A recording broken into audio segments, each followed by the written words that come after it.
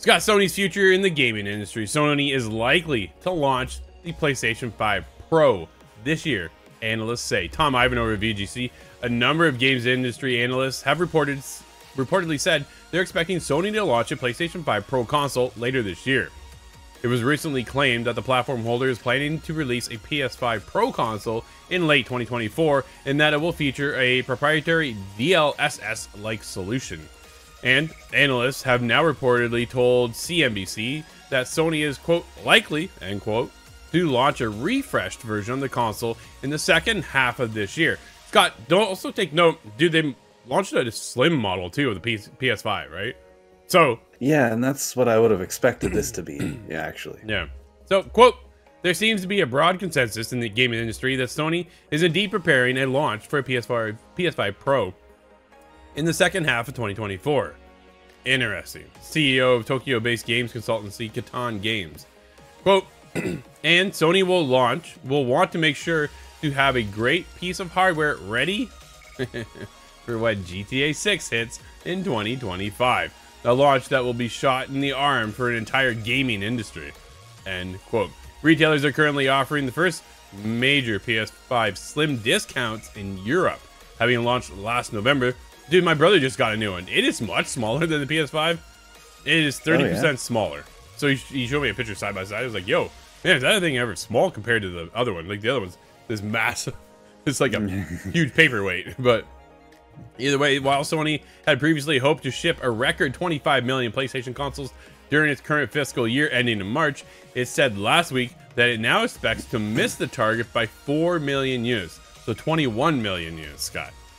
Still nothing to sneeze at. A new report calculates that Sony's value dropped by around 10 billion last week, following its revised PS5 sales forecast, but also partly due to a drop in their operating margins in the gaming business. Interesting enough, right? So there's a couple things happening. Scott, do we need a PS5 Pro? No, it's my opinion that I don't think we do. And I think that's almost an objective opinion at this point, because PlayStation and Xbox, for likewise, won't ditch the last console generation. We're still working with PlayStation 4, Xbox One, and for that reason alone, I think it kind of points away from a PS5 Pro, because there's no need to use it yet. I understand GTA 5 is coming along, or sorry, GTA 6. Yeah. Oh, gotta get used to saying 6 instead of 5. But and that will, or perhaps will, require some more hardware elements, but at the same time, I don't think it would, because we would hear about that by now. I think Rockstar would be saying, you know, hey, this is going to push the generation forward. We'd hear more about it from some of the publishers, but to think that we need a PS5 Pro at this stage as well, it doesn't seem right in the way that the sales are declining.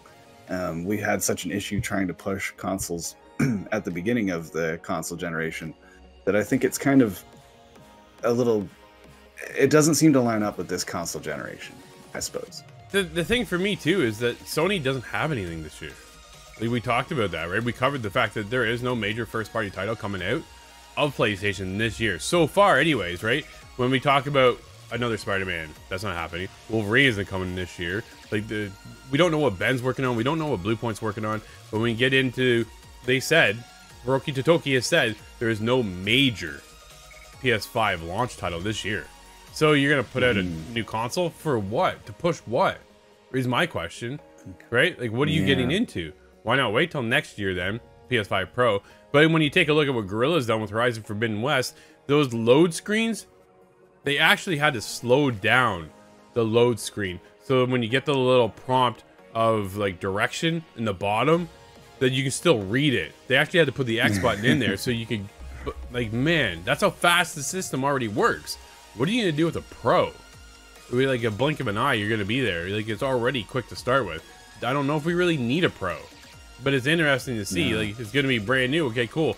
What tech are you bringing to the table that's gonna make people make big purchase again, right? I also want to pull it's in. Not required. It's not required if you were to play PSVR 2. That would have been perhaps another add-on that would enable that technology. You could point to that and say, okay, this is another step in technology. But yeah, I just don't see that happening. Yeah, I want to pull in the SIE Hiroki Totoki. the head over a PlayStation there. Cites strong first-party titles on PS5, PC, quote, and other platforms, end quote, as a key to improving Sony's operating margins. David Carcassel over at PSU, since the departure of Jim Ryan, it's been Sony's chief operating officer, Hiroki Totoki, stepping in as a temporary head of Sony Interactive Entertainment while more permanent replacement is chosen. While he has the job, though, it's clear that Totoki isn't idling while the company is busy choosing the next guy. He's been making some big statements and seems to have made another one by identifying first-party titles on PlayStation 5, PC, and other platforms as one of the keys to improving Sony's operating margins for his gaming business. Scott, are they pulling out an Xbox and they're moving over there now too? Is this what's happening? Are we finally just going to get one console and be able to play everywhere? It almost seems that way. Are we a decade away from that? I think it's going to take a while to break those walls down, but or is this a PlayStation Vita 2? Ah! The true PlayStation Portal that can go handheld, does not require the internet.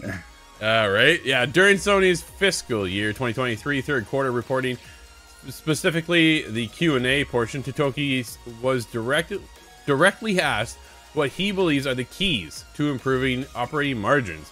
In response, Totoki cited that while the company is currently struggling to improve margins due to manufacturing costs for the PlayStation 5 not going down, excuse me, he looks to first-party games as a big driver. Well, when you take a year off, that doesn't drive anything, Scott, right? Quote, another driver will be first-party titles. Strong titles that achieve growth on PlayStation 5s, PCs, and other platforms will widen our margins. We believe that we have opportunities for margin improvement and intend to pursue them aggressively. Scott, let me back this up. Let me one more time. Ready? Another driver will be first-party titles, but he continues to say strong titles that achieve growth on PS5s, PCs, and other platforms. Dude, they're bringing stuff to Xbox. This sounds like, yeah, first-party development studios will be able to sell it to a larger market, and that'll increase margin. I suppose that does make sense. Ghost of Tsushima 2, please? On Xbox? So, okay, are they going to start bringing older titles? Are you going to get God of War on an Xbox? Dude, Spider-Man.